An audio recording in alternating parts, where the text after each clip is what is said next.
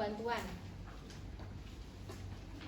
Oh enggak, baru hari ini suster yang sesar, yang sebelumnya saya normal. Itu menjadi apa? Catatan buat kita kan ya, buat edukasi, buat hal-hal yang lain gitu kan ya. Kemudian apalagi yang dilihat ketika dia dikatakan, oh saya tadi normal suster persalinannya, tanyain apakah dilakukan apa episiotomi, dijahit nggak perineumnya.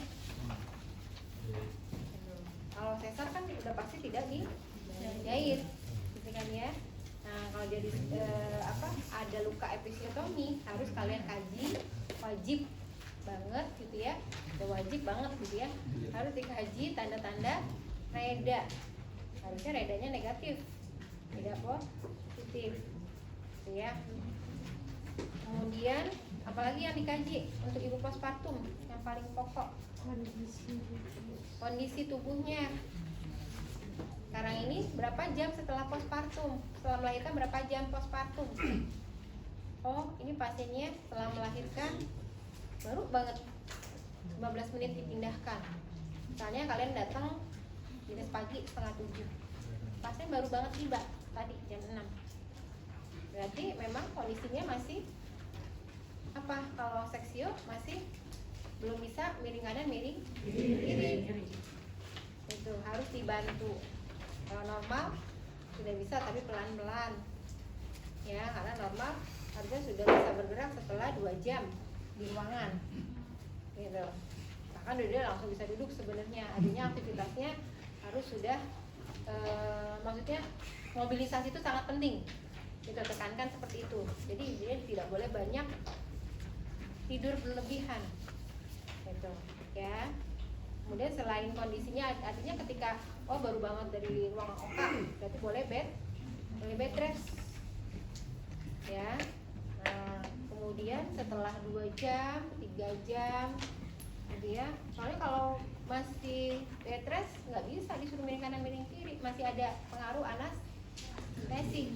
Setelah 6 jam baru bisa menggerakkan kaki, baru bisa miring kanan miring kiri ya. Bahkan ada sih rumah sakit yang mengatakan nggak sampai 6 jam, 4 jam juga harus sudah miring kanan miring kiri. Makanya nanti lihat anestesinya, kemudian tanyakan kebiasaan di rumah sakit. Yang pasti udah masuk ruang postpartum wajib mobilisasi. Hanya bedanya mobilisasi pada pasien ibu postpartum normal akan lebih cepat dibandingkan yang seksio. Yang seksio 4-6 jam baru miring kanan miring kiri.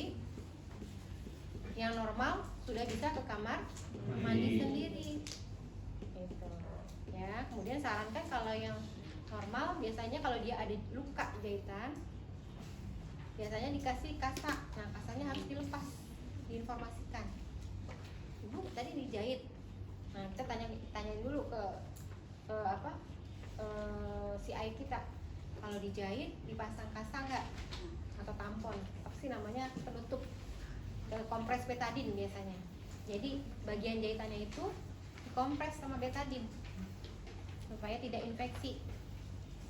Dijahit, kemudian dibersihkan sama betadin, kemudian terakhir ditempel pakai kasa yang berisi betadin, istilahnya kompres betadin. Apakah teknik itu masih ada di rumah sakit? Kalau masih ada, disarankan pada saat ibunya ke kamar mandi pipis disuruh lepasin kasanya, jangan didiemin, nanti jadi infeksi. Dicabut, dilepas pelan-pelan ketika dia buang air kecil, karena memang terasa nyeri. Nah, ketika nyabutnya ibu tarik nafas dalam, karena memang agak terasa sakit, tapi itu harus dilepas ya bu, jangan didiemin gitu ya. Perdarahan, lokea juga dikaji. Ibu udah ke kamar mandi belum? Ada darah yang keluar berwarna apa? Oh belum. Oh iya, kalau belum saya belum bisa turun suster. Boleh bu. Jadi pas ibunya datang dari ruang operasi ya, ini kalau yang normal kan udah bisa beraktivitas. Dari ruang operasi itu baju operasinya diganti langsung. Ini kan pakai baju oka tuh, pakai baju oka, kemungkinan belum pakai gurita, dirapihin pasiennya. Jadi pas nyampe dirapihin pasiennya, diganti bajunya, baju okannya dilepas, dirapikan biar nyaman. Kalau memang masih banyak darah di sekitar daerah bokongnya, vagina dan segalanya dibersihkan. Kemudian dilakukan monitor TTV, monitor kontraksi, kayak gitu ya. Jadi ada lembar monitor yang saya ceritakan. Isi lembar monitornya, jangan deh itu dikaji pasiennya. Ya di TTV, jangan hanya TTV. Sambil periksa. Kalau kontraksi mungkin belum bisa ya, karena memang ada balutan fleksionya. Tapi biasanya kalau masih pengaruh anestesi sih bisa sih, gitu. Tapi kalau udah anestesinya hilang, sakitnya luar biasa kalau ditekan. Ya. Jadi kalau masih ibu masih berasa nggak? Belum berasa, suster. Oh ya, coba saya pegang ya bu ya. Oh ternyata dia seumbilikus misalnya, atau di atas kan luka sesarnya di bawah, pudusnya di atasnya. Nah, itu bisa dipegang karena dia masih baal. Dipegang semua tubuhnya gitu ya, kakinya gitu kan, terus sambil kalian kaji gitu. Nah kemudian diganti bajunya, di TTV, kemudian lihat urinnya ada nggak yang keluar gitu. Ada pakai kateter kalau pasien operasi. Nah terus minta sama kakaknya, lembar monitornya ada kak, lembar observasinya ada, nanti saya isi. Apa yang diisi di situ dilihat. Terus jumlah cairan yang masuk, misalnya tadi pas datang baru banget ganti cairan infusnya 500, nanti kalian datang lagi 1 jam, kan nggak berkurang, ternyata infusnya macet. Jangan sampai macet, jadi pastikan, jadi ya dicek, lihat tetesan infusnya, jadi lihat kondisi tubuh pasiennya gitu. Nah baru kemudian tanyakan ibunya nyaman pak enggak dengan posisi yang kalian ganti, karena biasanya dari ruang operasi hanya dikasih kain, dikasih baju operasi, nggak dipakai gurita gitu kan ya. Nah itu didiemin sampai sore, nggak dipapain sama susternya, karena dia nggak bisa ngapa-ngapain. Padahal harusnya diganti bajunya, diganti, kemudian pakein softtek gitu. Atau kalau masih pakai pampers ya nggak apa-apa, karena biasanya kalau masih pakai kateter biasanya masih pakai softtek yang bukan softtek apa, pampers yang besar ya kan. Nah tapi nanti kalau dia udah bisa turun, kateter udah dilepas, harus ganti menggunakan softtek ibu melahirkan yang panjang, pakai celana dalam gitu ya. Tuh kalau pasiennya udah bisa ke kamar mandi atau kateternya sudah dilepas. Jadi itu harusnya tugas kita sebagai perawat, bukan tugas keluarga. Gitu. Kalaupun keluarga nggak ngerti, kita ajarkan, kemudian kita didampingi sama keluarga, karena kan mungkin ibu melahirkan biasanya gemuk berat gitu ya, kita nggak sanggup. Nah ibu bantu saya mau pasangin gurita, saya mau bersihkan vagina ibunya karena belum walaupun misalnya pampasnya mungkin lahirannya tadi malam baru nyampe di ruangan jam 12 malam, berarti pagi kan harus diganti pampasnya walaupun belum penuh, tetap diganti gitu ya. Tapi kalaupun baru diganti, misalnya kalian datangnya jam 5 subuh terus kalian datang jam 7, ya nggak usah diganti. Nah besok pagi-pagi ibu udah lepas kateter, sebaiknya tidak usah menggunakan pampers, biar ketahuan kalau basah dia nggak nyaman kan. Kalau pakai pampers kan dia nggak malas gitu ya jadinya ibaratnya. Nah dia bergerak, pakein softtek dan celana dalam, terus pakein gurita, pakein baju biasa. Ibu mau pakai yang mana yang bajunya? Enaknya yang berkancing supaya pada saat menyusui tidak repot gitu ya. Ditanyakan ibu ada nggak kemeja bu, kemeja pendek, soalnya kalau kaos kan kalau menyusui harus diangkat dulu, susah kan bayinya nanti. Oh iya saya makanya pada saat trimester ketiga sebaiknya persiapan ibu mau melahirkan salah satunya pankesnya kan ada, apa yang perlu dibawa, baju yang mudah untuk menyusui termasuk sama kain, dan nggak boleh satu gitu kan, nanti tuh pankesnya termasuk itu di dalamnya. Nah silakan konsultasi, makanya ayo kok nggak ada yang konsultasi nih, jangan sampai nunggu detik terakhir nanti akhirnya nggak selesai. Nah, soalnya banyak yang mau dikasih pengarahan gitu ya. Dari kemarin sudah disinggung-singgung tuh terkaitan dengan nutrisi ibu menyusui, nutrisi ibu hamil, Menkes KB gitu ya. Itu perlu dikonsultasikan dengan kita tim maternitas supaya kalian siap terjun ke pasien nanti pada saat di masyarakat, juga pada saat komunitas akan ketemu dengan ibu hamil, ibu melahirkan gitu kan ya, atau di rumah sakit, itu kalian sudah siap. Itu ya. Jadi itu yang dikaji secara umum. Lokea, tadi kita udah belajar lokea ada apa aja? Kubra, serosa, alba. Nah jenisnya apa nih? Terus perdarahannya apa? Berat atau lebih sangat berat gitu ya. Kalau sangat berat khawatir terjadi hemoragik postpartum tadi gitu kan ya. Sangat berat, nggak sampai 1 jam, kurang lebih 15-30 menit sudah penuh, itu sangat berat yang berisiko terjadinya perdarahan postpartum. Itu makanya kenapa kita harus mengkaji lokea gitu. Jadi jangan ibunya pakai pampers kalian nggak lihat gitu. Sambil dilihat, jangan sekedar mengganti doang, lihat jumlah darah yang keluar, warnanya gitu ya. Lalu sebenarnya diagnosanya nanti, analisanya juga nanti setelah pemeriksaan. Nah, tujuannya tergantung diagnosa yang tujuannya mengarah ke setelah dilakukan pemeriksaan ibu ini tujuannya bisa ke arah diagnosa, biar bisa ke arah tindakan nih ya tujuannya. Tapi kalau namanya tujuan ini kan harusnya tujuan mengarah ke diagnosa. Misalnya setelah dilakukan pemeriksaan didapatkan ibu tidak bisa menyusui, gitu kan? Berarti diagnosanya ketidakefektifan proses menyusui berhubungan dengan ketidaktahuan ibu misalnya, atau nah baru tujuannya setelah dilakukan tindakan 3x24 jam diharapkan proses menyusui efektif gitu ya. Nah jadi sebenarnya tujuan keberhasilan diagnosa ditegakkan setelah pemeriksaan. Kan setelah pemeriksaan kita baru tahu diagnosanya apa, masalahnya apa. Tapi kalau pengkajian boleh kita tentukan. Karena kan kita juga mau pemeriksaan, kalau nggak tahu ini normal atau sesar gimana, gitu. Ya jadi untuk diagnosa tujuan berhasil dilakukan setelah kita melakukan pemeriksaan fisik postpartum, sama kayak pemeriksaan ibu hamil. Alat-alatnya ada apa aja? CTP, apa lagi? Meteran, apa lagi? Pasugimat dalam kom, apa lagi?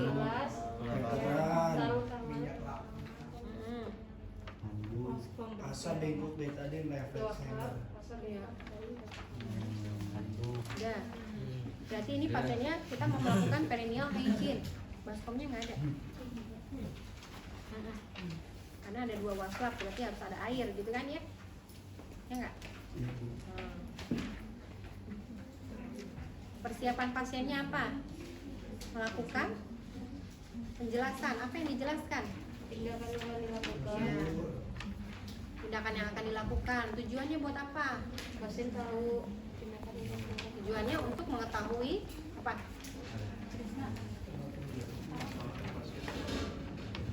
Apa? Untuk mengetahui kondisi umum ibu. Apalagi pemeriksaan postpartum tujuannya untuk mengetahui kok jamin kan ada keluar. Enggak, kita nggak periksa bayinya, kita hanya periksa ibu. Pakai air. Ya. Kemudian apalagi untuk mencegah terjadinya komplikasi pasca partum, gitu ya. Yang pertama apa? Kita lakukan cuci tangan. Cuci tangan apa lagi? Menanyakan keluhan ibu. Apa lagi? Apa lagi? Ya, lagi. Ya. Ya, jadi selamat pagi ibu, saya Suster Ira. Saya hari ini berdinas di rumah sakit ini. Kemudian saya ingin melakukan pemeriksaan ibu setelah melahirkan. Pemeriksaan fisik ibu dari kepala sampai dengan kaki dengan tujuan untuk apa? Mengetahui kondisi umum ibu, untuk mencegah juga kalau ada masalah-masalah yang mengkhawatirkan setelah melahirkan. Sebelumnya tentunya kita sudah lihat di statusnya bahwa ibu lahir misalnya normal. Selamat ya bu, sudah melahirkan normal, kan ya. Misalnya anak keberapa bu? Anak ketiga. Kita ibaratnya harus apa? Bukan basa-basi ya, tapi menanyakan kondisi ibu. Kalau dengan ibu udah misalnya anak ketiga, kira-kira ibu sudah punya pengalaman. Tentunya kita tanyakan riwayat sebelumnya gimana bu? 2 kehamilan sebelumnya, apakah ibu mengalami masalah atau tidak? Kan gitu kan ya. Jadi ketika kita harus tanyakan semua riwayatnya. Kemudian keluhan saat ini apa yang ibu rasakan? Setelah kita tanyakan riwayatnya, tadi pengkajian seperti tadi sudah dijelaskan, kita tanyakan keluhan ibu saat ini apa, harus ditanyain, ibu apa yang ibu rasakan saat ini. Nah, ini susah biasa aja. Nah itu kita berarti harus komunikatif. Ibu tadi malam gimana tidurnya, nyaman nggak, bisa tidur nggak bu? Nggak bisa tidur sih ya, saya kepikiran bayi saya. Kalau memang belum ketemu, jadi banyak ketika kita yang harus inisiatif bertanya keluhannya apa. Terus ibu sudah ketemu bayi ibu, karena kalau dia biasanya ibu habis melahirkan cemas dengan kondisi bayinya. Kalau bayinya belum ketemu dia akan merasa tidak nyaman, bisa belum tidur gitu ya, atau tidurnya nggak cukup gitu, kenapa nih gitu. Kalau ibu sudah ketemu bayi ibu? Belum sih, soalnya kan saya baru lahirnya tadi, terus tapi langsung dimasukkan ke Karina.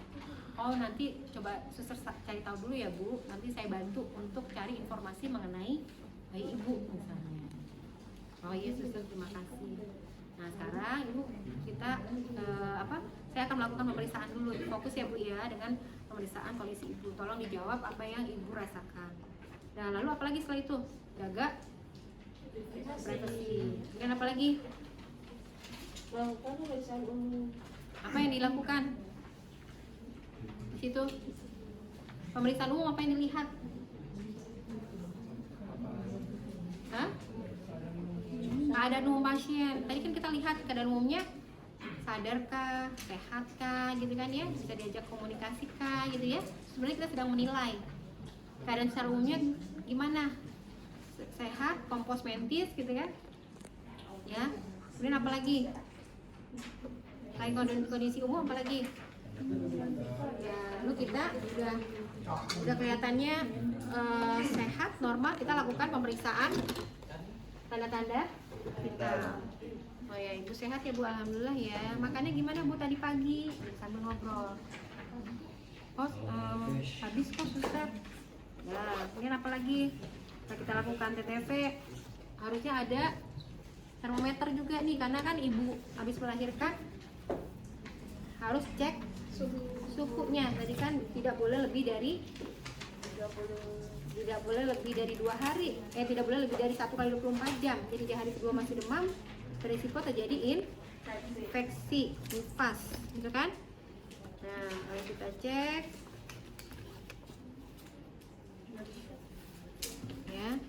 ya, biasanya kan kita taruh suhunya biar sekalian, gitu ya, nanti tercek.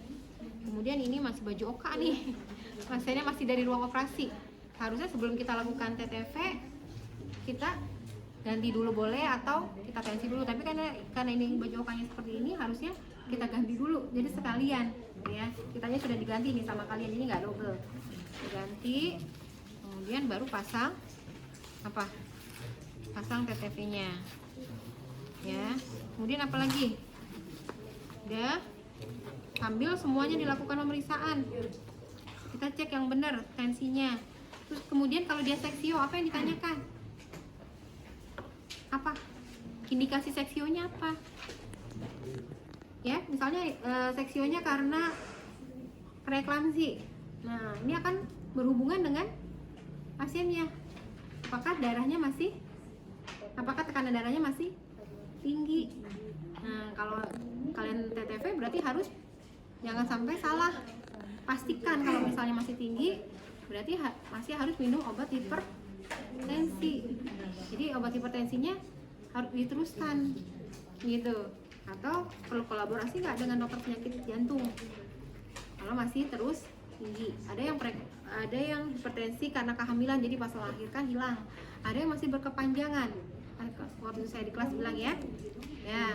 Dan kita lakukan pengukuran nadi sambil cek pernapasan.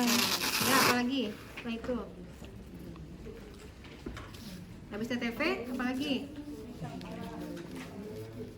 Pemeriksaan kepala, hidung, kepala, mata, hidung, telinga, ya. Kemudian rambut sama kayak pemeriksaan fisik ibu hamil. Ibu maaf dipegang ya rambutnya, saya lihat ya bu kebersihannya, keutuhan, kekuatan rambutnya ada nggak yang rontok pada saat kita pegang, kebersihannya bagaimana. ada ketua B-nya enggak, terakhir sambil kita tanyakan, ibu terakhir keramas kapan? Oh sebelum melahirkan saya keramas. Sebelum melahirkan saya nggak sempat mandi suster karena operasinya sito. Nah berarti harus kita keramasin gitu dalam kondisi di atas tempat tidur. Bed rest nggak apa-apa, PKKD kan, target di PKKD kan harus bisa keramasin pasien. Nah pasien sesar salah satunya jadi target utama. Makanya kalau PKKD di ruangan maternitas banyak ibu-ibu sesar pasti bisa dikeramasin gitu ya. Oh ya catat, oh ibu belum keramas ya bu karena ini operasi sesarnya sito. Sito itu artinya mendadak tanpa direncana, tanpa di planning gitu ya. Tapi kalau dia di planning biasanya ibunya sudah bersih, jadi nggak perlu dikeramas gitu kan ya.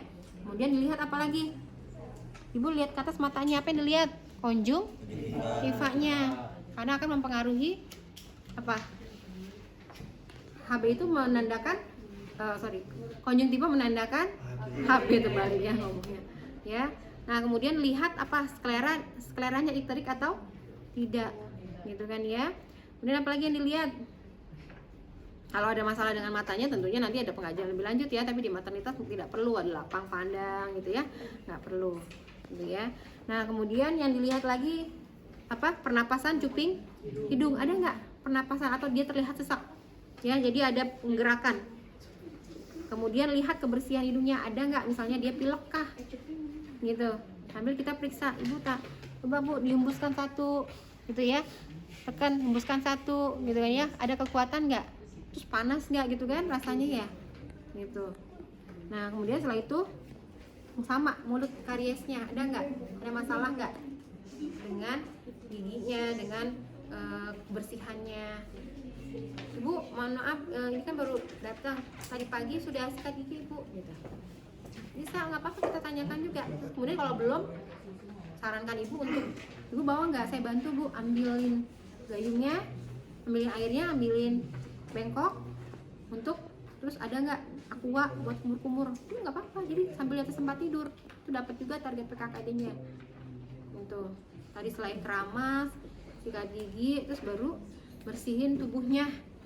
Kadang di ruangan juga belum sempat. Ya, kemudian apa lagi? Selain mulut, apalagi terakhir? Leher. Ya. Kok merah juga? Hah? Hipertiroid. Adakah pembesaran kelenjar tiroid? Ya. Kemudian apa lagi? Apalagi ayo dibaca, sambil dibaca apalagi?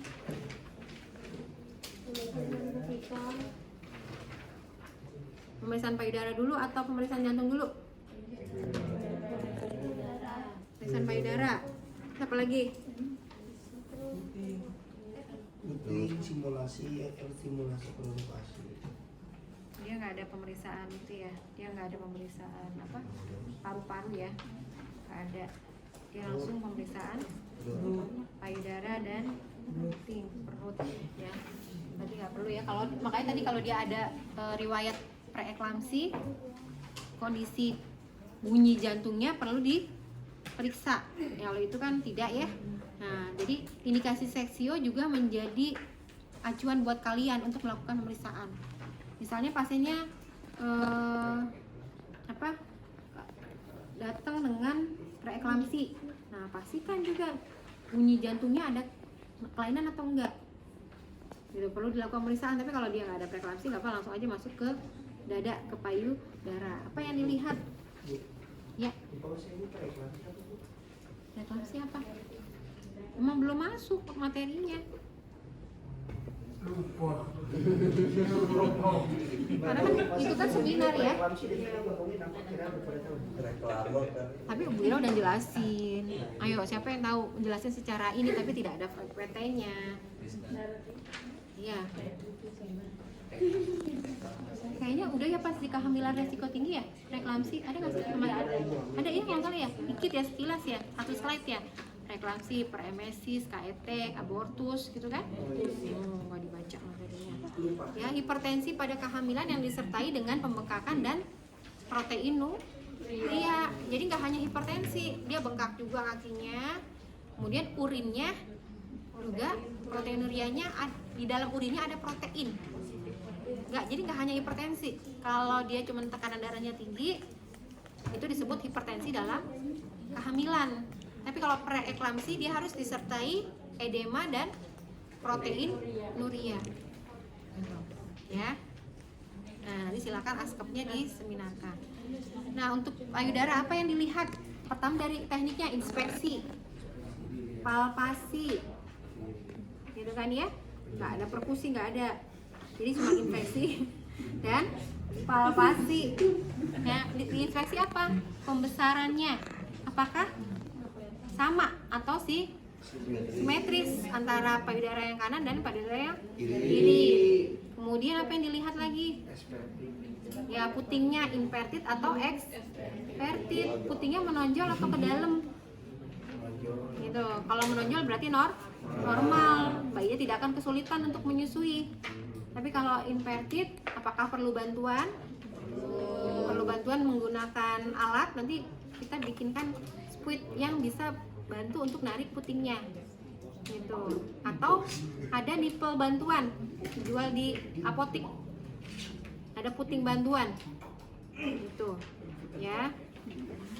Kemudian apalagi udah dilihat inspeksi, adakah pembengkakan, baru atau kemudian yang dilihat lagi apa, ada hiperpigmentasi, adakah, terus bersih atau tidak. Terus ditanyakan, ibu selama kemarin sebelum melahirkan ibu bersihin nggak? Gitu. Nggak pernah bersihin, saya takut gitu misalnya. Saya setiap hari sering saya bersihin, pakai kasa, pakai kapas gitu ya. Karena biasanya ibu hamil di trimester ketiga metabolismenya meningkat. Itulah yang membuat suka ada kerak di daerah putingnya. Jadi kayak kayak daki. Nah, kadang itu akan menutupi daerah puting dan membuat ASI tidak bisa memancar. Gitu. Makanya ditanyakan riwayat kebersihannya, riwayat dia melakukan kebersihan daerah payudaranya. Jadi harusnya di trimester 3 ibu bukan sering-sering membersihkan payudara juga nggak boleh, karena akan meningkatkan kontraksi rahim dan membuat lahir belum waktunya. Tapi dibersihkan minimal seminggu sekali, itu harusnya sih, bukan wajib ya, sebaiknya gitu. Tapi kalau ada riwayat abortus jangan, karena akan menyebabkan keguguran atau lahir sebelum waktunya gitu ya. Jadi sambil kita tanyakan, ibu ini waktu ibu sering nggak, ibu pernahkah sebelum melahirkan membersihkan daerah payudara? Saya waktu ke rumah sakit saya bersihin dulu, susah pakai baby oil, pakai air hangat. Oh, berarti sudah gitu. Tapi kalau soalnya kok hitamnya ini hitam kotor atau memang warnanya yang terjadi hiperpigmentasi gitu. Nanti kaitannya dengan pengeluaran ASI. Udah, lalu kita lakukan palpasi. Gitu ya. Apakah teraba hangat? Apakah terasa nyeri ketika dipegang? Nah, kalau teraba hangat, terasa nyeri kemudian bengkak keras, berarti sudah terjadi breast engorgement. Breast engorgement itu pembengkakan pada payudara. Nah, itu biasanya terjadi di hari kedua menjelang ketiga atau ketiga keempat. Biasanya karena ASI yang tidak segera diberikan kepada bayinya. Misalnya bayinya di ruang perina, itu ibunya belum sempat sana karena keengganannya atau hal yang lain tadi kita ceritakan di kelas gitu kan ya, sehingga ASI-nya tidak dikeluarkan, sehingga membendung, membuat breast engorgement, terasa nyeri, terlihat merah dan pembengkakan dan keras gitu ya. Enggak sih, nggak sakit, belum, oh ternyata belum keras, oh berarti karena mungkin baru hari pertama gitu kan ya. Nah, terus sambil kita cek pengeluaran ASI-nya ya, dengan cara kita nggak ada ya, kantong payudaranya nggak ada ya, kantong payudaranya ya. Jadi dengan cara dilebarkan, kemudian tarik, kita harusnya udah cuci tangan tadi kan ya, kemudian kita pakai baby oil kalau ada baby oil. Nah ini ada baby oilnya, minyak selon ada aja ya baby oilnya. Minyak air putih panas kalau nanti bayinya. Ya, atau minyak zaitun boleh, minyak baby oil boleh, ini misalnya baby oil ya. Gitu. Kemudian kita regangkan, putar, terus tekan. Kalau dia suka ada setitik cairan gitu kan ya, oh ini asinya ada. Sudah bu, ini udah keluar bu, udah bagus bu. Tinggal nanti ibu menyusui bayi ibu. Kalau udah dilebarkan kemudian dipencet tidak ada yang keluar, berarti ibunya perlu dilakukan intervensi pijat oksitosin. Atau sekaligus kalau ternyata kotor, ibunya nggak pernah bersihin, sekaligus breast care, perawatan payudara. Atau tadi kalau dia bengkak nggak usah di breast care, nggak boleh. Ya, jadi kalau sekarang aturannya dia bengkak nggak boleh di breast care, hanya boleh dipijat oksitosin. Jadi sebenarnya antara breast care dan pijat oksitosin nggak selalu harus jadi satu, tergantung kebutuhan pasien. Kalau pasiennya sudah bersih, tidak perlu di breast care, payudaranya sudah bersih. Tapi kalau payudaranya kotor atau asinya belum keluar, dua-duanya boleh breast care dan boleh pijat oksitosin. Jadi nanti kadang kalau udah sepaket di ruangan pas ujian, kenapa kamu breast care? Orang pasiennya habis mandi kok gitu. Enggak bu, nggak apa-apa, breast care aja kan mau breast care dan pijat oksitosin. Padahal hanya pijat oksitosin karena pasien habis mandi, misalnya udah bisa ke kamar mandi. Terus dites asinya belum keluar, nah baru pijat oksitosin. Kalau udah keluar ya nggak usah diapa-apain, disuruh susuin aja. Oh ibu ini udah bagus, coba ibu ambil bayi ibu, coba ibu menyusui. Saya pengen lihat apakah ibu sudah tepat melakukan teknik menyusui. Udah tinggal teknik menyusui, berarti breast care dan pijat oksitosinnya tidak perlu. Jadi tindakan itu tidak semuanya harus dilakukan sesuai kebutuhan. Udah, payudaranya sudah, kemudian apa lagi setelah payudara? Abdomen, apa yang dilihat? Abdomen itu yang dilihat inspeksi abdomen. Ya, apa yang diinspeksi? Ini ada lesi nggak? Ada striae apa enggak? Sama, apalagi ada linea nigra apa enggak? Ya, terus apa lagi? Kudus gitu. Ya, itu baru di bawahnya TFU. Apa tuh? Tinggi fundus uteri. Jangan sampai nanti terbalik, TFU ibu hamil dan TFU ibu postpartum, harus hafalnya beda tuh. Walaupun sama-sama TFU. Terus apa lagi? Kontraksi serta posisi uterus. Ya. Nah, jadi kalian harus bedakan ketika meriksa abdomen ibu hamil sama abdomen ibu melahirkan. Setelah melahirkan beda TFU-nya. Kalau baru melahirkan dalam waktu 12 jam setelah melahirkan, satu jari di atas umbilikus. Kenapa bisa satu jari di atas umbilikus? Karena kondisi ibu 24 jam pertama pasca melahirkan masih belum stabil, masih lelah, kemudian masih emosinya juga masih kadang ibu bisa melahirkan itu nggak nyangka, oh ternyata saya hari ini melahirkan gitu ya. Tapi kalau normal kan tidak ada yang tahu tepat waktunya. Jadi seperti seolah-olah sesuatu hal yang ajaib gitu, hari ini saya melahirkan gitu ya, karena perkiraan saya mungkin minggu depan, ternyata tadi pagi terasa mules. Nah kalau beda mungkin dengan yang seksio ya sudah ada rencana. Tapi kalau seksionya sito juga akan terasa misalnya pecah ketuban tiba-tiba terus harus disesar gitu kan, itu juga suatu pengalaman yang amazing gitu ya, suatu yang menakjubkan bagi seseorang yang kok hari ini bisa ya melahirkan gitu misalnya. Nah jadi emosinya masih benar-benar labil, sehingga hari pertama pasca melahirkan posisi uterusnya masih belum stabil juga, ada di atas umbilikus satu jari. Nah seiring hari berhari harusnya dia akan turun satu hari 1 senti gitu kan ya. Nah jadi kita sama melakukan pemeriksaannya, dikumpulkan dulu, gitu kan ya, udah dapet nih fundusnya terasa ya, kemudian baru kita oh ternyata satu jari di atas umbilikus, sama kayak kemarin ibu hamil dikumpulkan, kan bedanya ada janinnya yang diperiksa. Kalau ini kan nggak ada, kosong, sehingga akhirnya dia akan lebih kecil. Terus selain TFU apa lagi?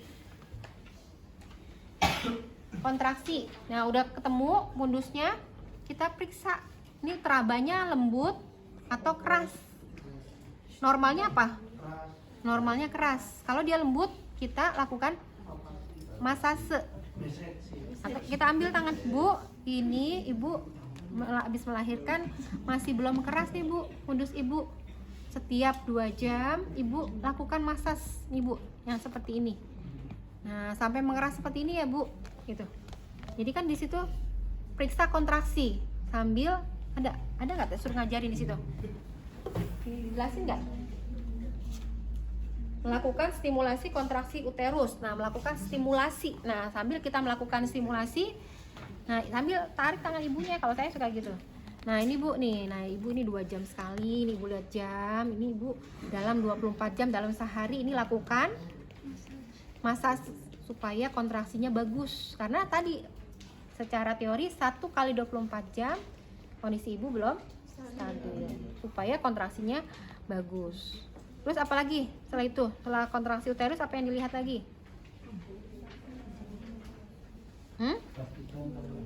Ya, lalu kita periksa bagian kandung kemih di bawahnya. Bisa kan ngeraba kandung kemih? Ya, atau kalian punya tubuh sendiri ketika mau kencing, coba dulu raba. Oh, kayak gini rasanya. Tiduran tapi nggak bisa diri. Gitu, ya. Harus tiduran untuk mengetahui kandung kemih kalian penuh atau kosong. Atau setelah pipis terus kalian tiduran, oh rasanya kosong seperti ini gitu, oh rasanya penuh seperti ini, biar nanti ketika ngeraba pasien tahu ya. Nah udah pasti periksa, ibu belum ke kamar mandi ya bu dari tadi? Belum suster gitu. Atau kalau dia pasang kateter, lihat alirannya. Kita nggak, kandung kemihnya pasti nggak bisa di ini ya, lihat aliran urinnya. Pastikan, oh saat meriksa 100, terus apakah nanti bertambah, berarti kateternya normal gitu, masih berfungsi maksud saya gitu. Karena kan dia tergantung kateter. Tapi kalau udah copot kateter terus kalian lakukan pemeriksaan fisik, ditanyakan terakhir kencing kapan, ini kok penuh bu, ibu belum ke kamar mandi. Saya takut suster, masih belum berani ke kamar mandi, saya masih takut turun, baru banget dilepas kateternya. Oh yaudah, ayo saya bantu, ibu mau kencing sekarang soalnya ini kok penuh ya bu ya. Khawatirnya menghambat kontraksi dan beresiko terjadi perdarahan. Iya sih mau kencing suster ya. Nanti abis ini saya bantu ke kamar mandi ya bu ya, karena ibu sudah wajib ke kamar mandi karena kateternya sudah dilepas gitu kan ya. Dan apalagi setelah itu, setelah periksa kandung kemih apalagi?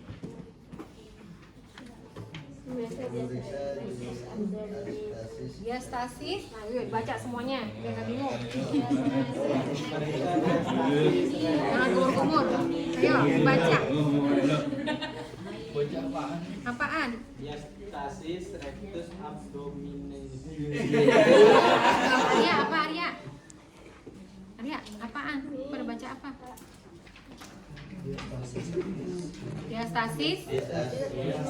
Oh, ayo, Firman, Juli, apaan? Ini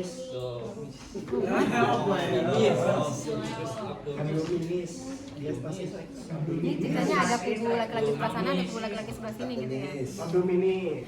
Diastasis DRA, pemeriksaan DRA. Apa DRA? Oh ya bu. Diastasis rectus abdominis. Nah, jadi ada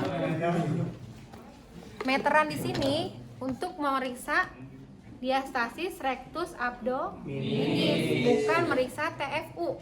Ini saya lagi mau membedakan.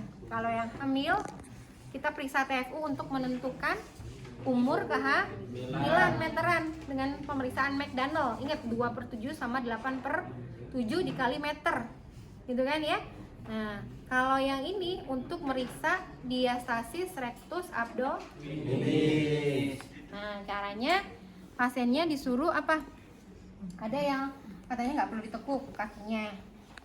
Ada yang tapi kayaknya nggak enak ya kalau pasiennya disuruh apa?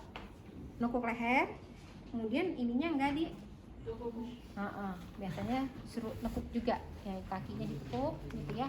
Ibu tekuk dulu Bu kakinya ya, kemudian Ibu nanti hitungan kalau dia bisa bergerak angkat kepala sendiri silakan gitu, tapi kalau dia nggak bisa kita bantu ya. Ini apa yang diperiksa diastasisnya? Lekukan antara apa nih? Bagian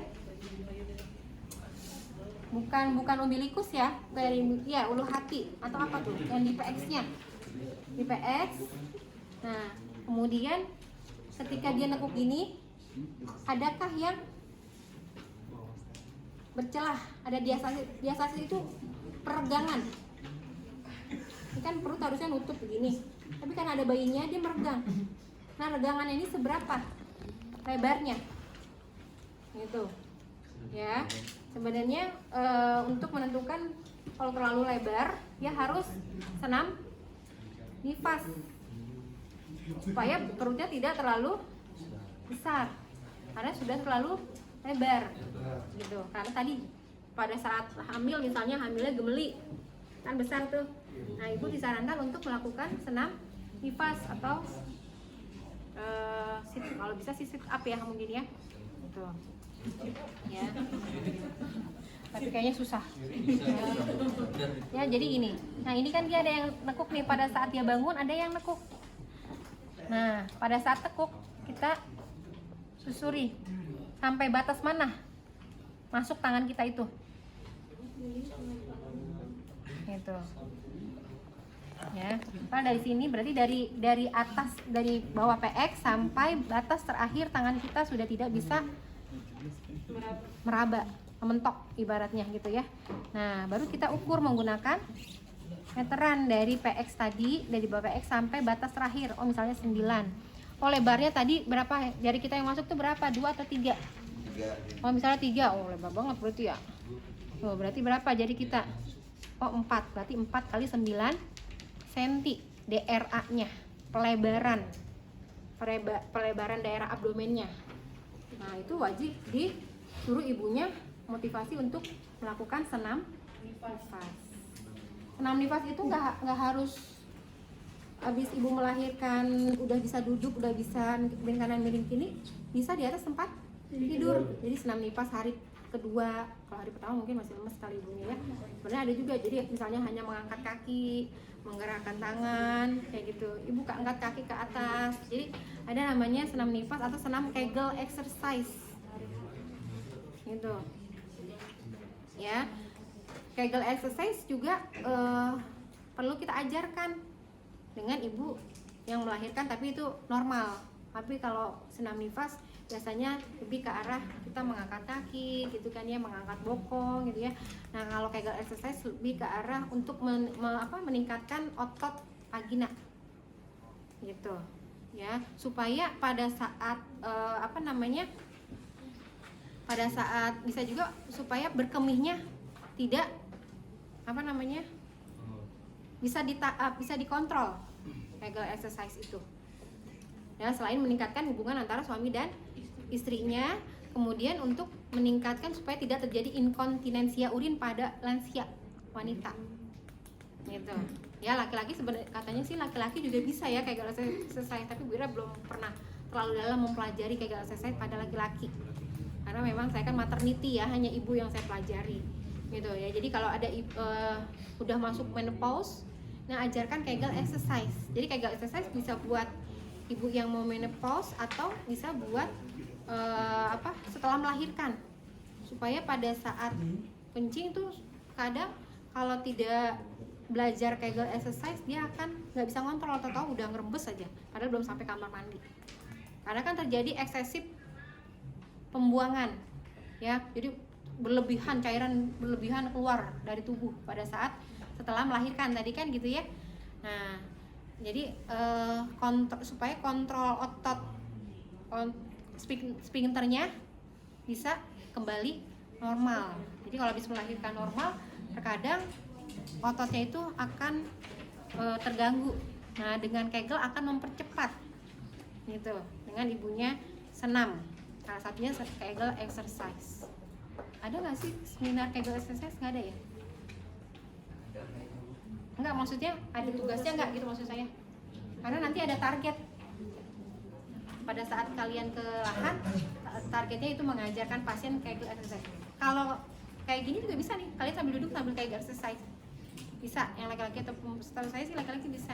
Nah, jadi caranya kalau untuk mengetahui bahwa otot pipis kalian bagus atau enggak, pada saat pipis, ketika kita lagi pengen kencing terus kita tahan.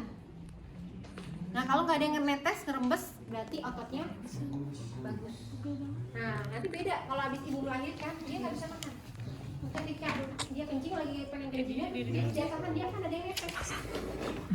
Nah, berarti berarti ibu perlu sering melakukan Kegel exercise. Soalnya saya setiap melahirkan saya selalu melatih gitu ya. Wah, ternyata ototnya bagus nih, oke, belum bisa makan. Jadi caranya kalian tahan. Kalau kayak gini kalian tahan kayak orang mau kencing. Jadi kayak dirapetin bokongnya,